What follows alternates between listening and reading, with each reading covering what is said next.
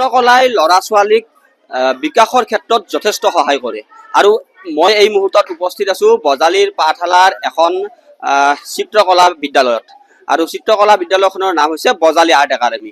আমি বজালী আৰ্ট একাডেমিৰ কিছু দৃশ্যাংশ আমি দেখুৱাবলৈ যত্ন কৰিছো। আমি দেখুৱাইছো এইসকল ল'ৰা ছোৱালী আছে বজালী আৰ্ট একাডেমিত। আমি পোনে পোনে কেমেৰা পাৰ্চনক আমি দেখুৱাবলৈ আমি অনুৰোধ জনাইছো।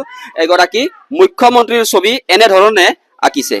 মুখ্যমন্ত্ৰীৰ ছবি হুবহু 6 লাখ মুখ্যমন্ত্ৰীৰ ছবি এনেধৰণে ছাত্ৰ ছাত্ৰীসকলে আঁকিছে।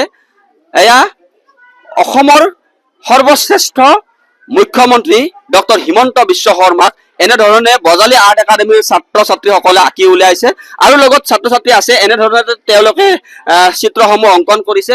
আমি দেখুৱাইছো। আমি সামগ্ৰিকভাৱে সকলো ল'ৰা ছোৱালী এনেধৰণে ভিতৰত আছে। আমি দেখুৱাইছো ভিতৰত এনেধৰণে ল'ৰা ছোৱালী চিত্ৰ অঁকাত ব্যস্ত হৈ আছে।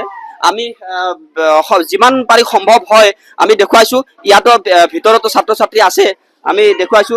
আমি ছাত্ৰ ছাত্ৰীসকলৰ ছবিসমূহ আমি দেখুৱাবলৈ যত্ন কৰিছো। এনেধৰণৰ ছাত্ৰ ছাত্ৰীসকল যথেষ্ট শিক্ষক আছে। প্ৰায় 11-12 গৰাকী শিক্ষক শিক্ষয়িত্ৰী ইয়াত আছে।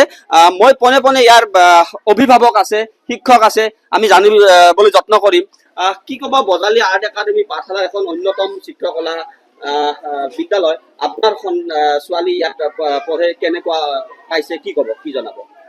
প্ৰথমতে মই প্ৰথম খবৰৰ জৰিয়তে সমূহ ৰাইজক ধন্যবাদ জ্ঞাপন কৰিছোঁ।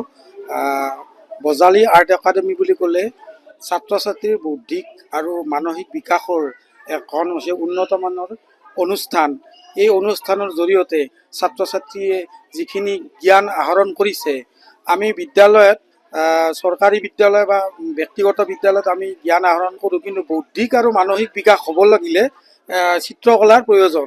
গতিকে এই চিত্ৰকলাৰ জৰিয়তে ছাত্ৰ ছাত্ৰীয়ে যিখিনি জ্ঞান আহৰণ কৰিছে, আমি সমূহ ৰাইজকে এটা কথাই ক'ব বিচাৰোঁ, যিবিলাক সচেতন অভিভাৱক আছে তেখেতসকলে এই বজালী আৰ্ট একাডেমিলৈ আহক, তেখেতসকলৰ ল'ৰা ছোৱালীবিলাকক ইয়াতে এডমিশ্যন দিয়ক আৰু বৌদ্ধিক আৰু মানসিক বিকাশৰ ক্ষেত্ৰত ছাত্ৰ ছাত্ৰীক উপকৃত কৰিব বুলি মই আশা কৰিলোঁ। হয়, এগৰাকী আছিল অভিভাৱকৰ বক্তব্য বজালী আৰ্ট একাডেমিৰ। আচলতে আপোনালোকে শুনিবলৈ পাই সুখী হৈছে যে যথেষ্ট আচলতে শিক্ষাদান যত্ন কৰে আচলতে শিক্ষকসকলে। মই আপোনাৰ ওচৰলৈ আহিছো। ক'ৰ পৰা আহে আপুনি? মই ভৱানীপুৰৰ পৰা আহি আছো। এই বছৰ কিমান কিলোমিটাৰ দূৰ হয় আপোনাৰ? ইয়াৰ পৰা ধৰক 15 কিলোমিটাৰ মান হয়। আৰু মোৰ ল'ৰাজন এইবাৰ প্ৰথম দিছো, কিন্তু দিয়াৰ পিছত ইয়াত এনে এটা মানে চেঞ্জ আহিছে, তাত কনচেনট্ৰেশ্যন বহুত ডেভেলপ হৈছে, যিটো আগতে নাছিল। আৰু আমি জানোৱে যেতিয়া আমি যিকোনো এটা আমি আমাৰ নিয়মিতভাৱে যিখিনি আমাৰ পঢ়া শুনা থাকে তাৰ লগত আমাৰ কো কাৰিকুলাৰ এক্টিভিটিজ হিচাপে আমাৰ মিউজিক এণ্ড আৰ্ট এই দুটা এচেঞ্চিয়েল। আজিকালি ল'ৰা ছোৱালী মই ভাবোঁ সকলোৱে ল'ব লাগে মিউজিক এণ্ড আৰ্ট। আৰ্টত লোৱাৰ পিছত মোৰ ল'ৰাটো আছেই, সি আৰ্টৰ একোৱে জানা নাছিল, ৱাক অখ একোৱে নাছিল। স্কুলত ছবি আঁকাব দিলে সি ৰং কৰি কৰি মানে বহীৰ পাত চিৰি পেলাই দিছিল। এতিয়া তাৰ ছবি এইবাৰ মানে স্কুলত বহুত ভাল হৈছে, মেইনলি কনচেনট্ৰেশ্যন আহিছে। আৰু সেই সময়খিনি অন্ততঃ সি মানে তাত বহি থকা যিটো আজিকালি ল'ৰা ছোৱালী বেছিভাগ দৌৰি থাকে, বহি থাকিব নিবিচাৰে, অন্ততঃ ছবিয়ে সেইখিনি আনি দিছে। আৰু মই ভাবোঁ যে অন্যান্য অভিভাৱকসকলো যিসকলে এনেকুৱা সমস্যাত ভুগি আছে, আহক বজালী আৰ্ট একাডেমিত নামভৰ্তি কৰক আৰু আপোনালোকৰ সন্তানৰ ভৱিষ্যত উজ্জ্বল কৰক। ভাল এটা আৰ্টৰ জৰিয়তে আমি ভাল এখন মানে ক্ষেত্ৰ এখন পাওঁ আৰু সেইখনলৈ যাতে আগুৱাই যাব পাৰোঁ, আৰু ইয়াৰ পৰা এইটো আৰম্ভণি হ'ব বুলি ভাবোঁ।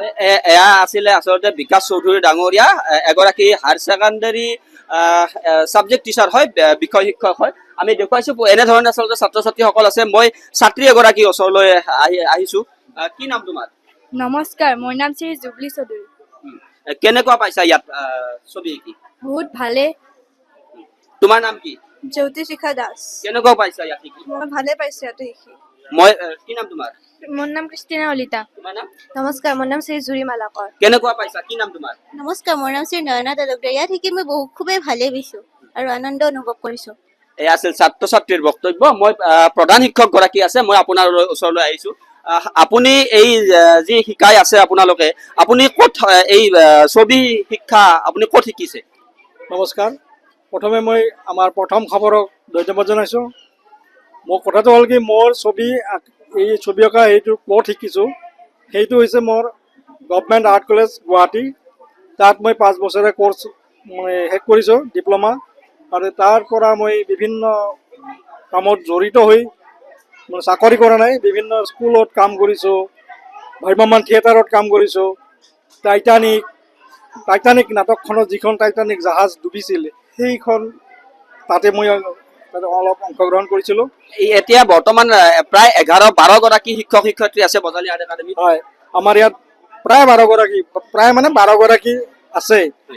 গতিকে এই 12গৰাকী শিক্ষক শিক্ষয়িত্ৰী আমাৰ ছাত্ৰ ছাত্ৰীসকলক একদম ধুনীয়াকৈ প্ৰতিটো ছাত্ৰ ছাত্ৰীক হাতে কামে শিকাই আজি এই পৰ্যায়লৈ আনিছে।